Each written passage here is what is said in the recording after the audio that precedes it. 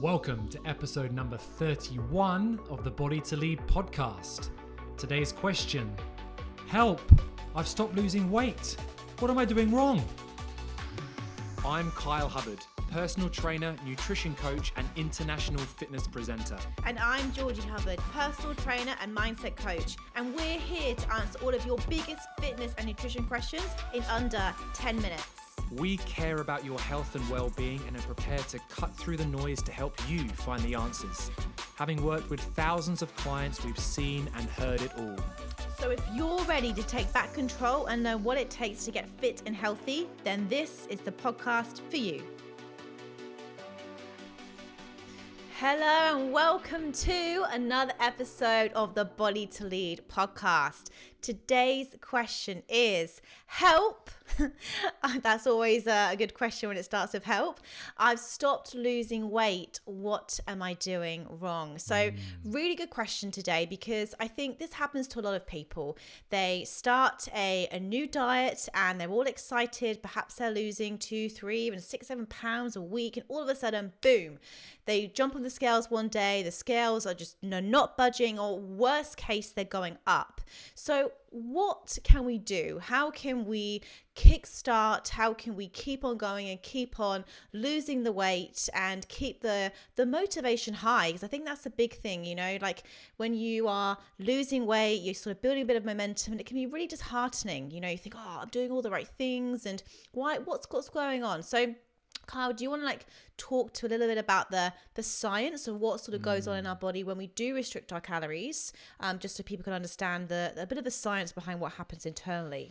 Yeah, no, absolutely. Well, firstly, we've spoken about it before, but we don't always like the word diet. No. So if you are on a calorie restrictive plan, which a lot of the things that are out there, they're plans that you still eat the same, but you just reduce the amount you eat. So nothing habitual wise, nothing really changes other than the amount of foods that you're eating. So really, really simply, the energy that we put into our body, or the calories that we consume, if they are exactly the same as the energy that our body burns, i.e. the calories our bodies burn throughout the day, then our weight stays the same. If the energy we consume is more than the energy we burn, then we obviously gain weight. And if the energy is less than what we consume and than what our body burns, we lose weight. So pretty simply, what has happened when you stop losing weight is your weight loss has plateaued. So the energy that you're consuming, or the calories that your bodies are absorbing, matches the amount of energy that your body is burning throughout the day. Now, to begin with, when you start a new nutrition plan, which is reducing your calorie intake, there is a calorie deficit or an energy differential. So probably the energy that your body's absorbing throughout the day will be less than your body's burning, which obviously, as I just mentioned, is going to mean you're going to lose weight. What happens after a while, though, is our bodies are so clever, and our metabolism, our resting metabolic rate, starts to slow down to compensate for the energy that we're now consuming less energy. So bodies get very clever, because if you think about back to caveman times, if you want to, our bodies know that, okay, I need to survive off, let's say, 2,000 calories.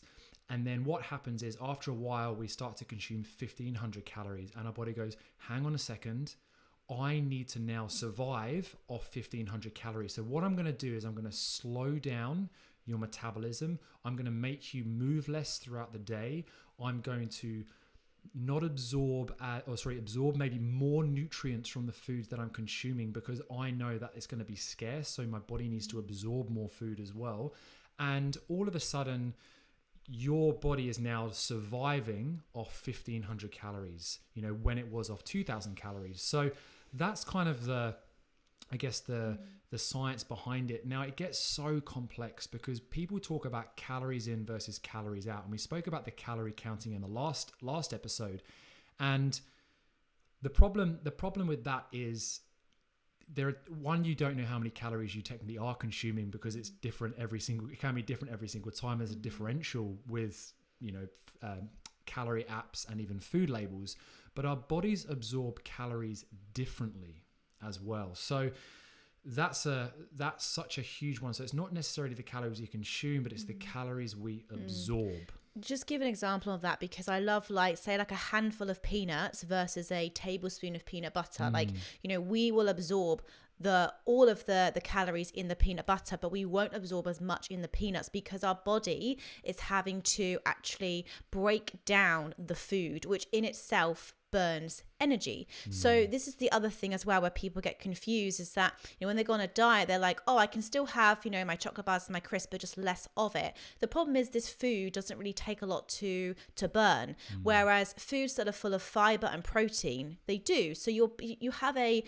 has something called the thermic effect of feeding. So basically that is what you burn just through eating food. So when you're going on a quote unquote diet, or your weight is all of a sudden plateaued, what you want to really be focusing on is the quality of the food. Yes. Are you getting enough protein? Are you getting enough fiber? Because things that are full of fiber, you know, actually your body just doesn't absorb all of the calories. So, you know, if you have, you know, I don't know, some broccoli or some chickpeas or some legumes, your body's not going to absorb all the calories from that. Whereas if you have a chocolate bar, for example, your body is going to absorb that, and absorb that very quickly. So it isn't as simple as, you know, calories in versus calories out. It's actually what calories are we consuming. I'll give you another example. You know, a whole tub of strawberry ice cream, you know, maybe has, 2,000 calories in. If we try to eat 2,000 calories worth of strawberries, I'd be ill. My belly would be out here. You physically couldn't do it. Well, the number is exactly, of 2,000 calories of strawberries, it's pretty much 44 stomach fulls. Yeah, wow. Which you just can't obviously do it. It's impossible to do throughout the day. So yeah, and this is why whole foods is really important, and we always preach it. We hate the word diet.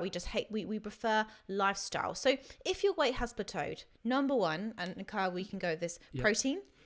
Absolutely, protein. Well, look at your overall diet, what you're eating, and go, right, what can I substitute now? Yeah. So am I eating enough protein, like you just said? Or can I add? Think about protein every single meal. Yeah.